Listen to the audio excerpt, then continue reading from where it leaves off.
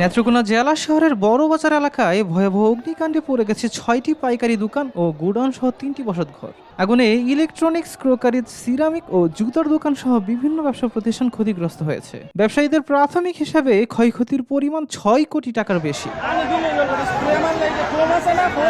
শুক্রবার দিবাগত রাত ৯:৩০ থেকে একটি ক্রোকারের শোরুম থেকে আগুনের সূত্রপাত বলে জানান স্থানীয়রা। মুহূর্তে আগুন ছড়িয়ে পড়ে আশেপাশের দোকান ও গোডাউনে।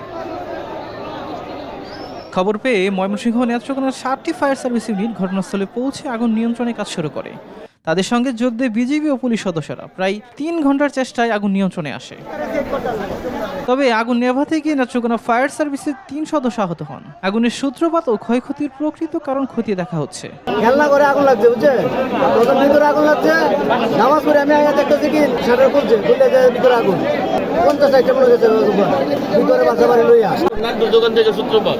প্রথম অল্প আগুন ছিল, তখন ফায়ার সার্ভিসে বলছে ফোন দিতে, ফোন দিছিল, তারা আসতে পরে আগুন আস্তে আস্তে মানে করে অনেক বড় হয়ে গেছে। অগ্নিকাণ্ডের পর শনিবার দুপুরে ঘটনাস্থল পরিদর্শন করেন নেত্রকোনা 2 আসনের সংসদ সদস্য অধ্যাপক ডাক্তার মোহাম্মদ আনোয়ারুল হক। তিনি ক্ষতিগ্রস্ত ব্যবসায়ী ও স্থানীয়দের সঙ্গে কথা বলেন এবং আগুনের ক্ষয়ক্ষতির বিষয়ে খোঁজ নেন। এ সময় ক্ষতিগ্রস্ত কয়েকজন ব্যবসায়ীর মাঝে প্রাথমিক আর্থিক সহায়তা দেওয়া হয়। পাশাপাশি ক্ষয়ক্ষতির তালিকা তৈরি করে পুনর্বাসনের সহযোগিতার আশ্বাস দেন স্থানীয় সংসদ সদস্য।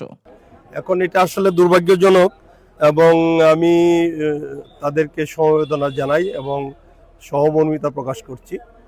বিশেষ করে তাদের যে লস হয়েছে সেটা তো আসলে শতভাগ ফিরিয়ে দেওয়ার সুযোগ নেই। তবে একটা বিষয় যেটা যে কেউ হতাহত হয়নি, কেউ নিহত হয়নি। তবে আমরা মর্মাহত যারা এখানে ক্ষতিগ্রস্ত হয়েছেন, বিশেষ করে এই ঘরগুলির মালিক এবং এখানে যারা ব্যবসায়ী আছেন তারা চরমভাবে ক্ষতিগ্রস্ত হয়েছেন। তাদের চেহারায় আমরা দেখতে পাচ্ছি, দু একজনের সাথে ইতিমধ্যে আমরা কথা বলেছি এবং দৃশ্যটা আমরা সচক্ষে দেখলাম। আমরা অচিরেই জেলা প্রশাসনের সাথে বসে কারা কারা ক্ষতিগ্রস্ত হয়েছেন তাদের একটা লিস্ট করে সার্বিকভাবে জেলা প্রশাসনের পক্ষ থেকে, সরকারের পক্ষ থেকে, ইভেন আমরাও ব্যক্তিগত উদ্যোগে আমরা চেষ্টা করব তাদেরকে কিভাবে এই ব্যবসাটাতে আবার পুনর্বাসিত করা যায়। ভয়াবহ অগ্নিকাণ্ডে ব্যবসায়ীদের বড় ধরনের ক্ষয়ক্ষতি হয়েছে। এখন ক্ষতিগ্রস্তদের পুনর্বাসন ও আগুনের কারণ নির্ধারণে প্রশাসনের কার্যকর পদক্ষেপের অপেক্ষায় স্থানীয়রা। সাবির হোসেন হিরণ, দেশকাল নিউজ।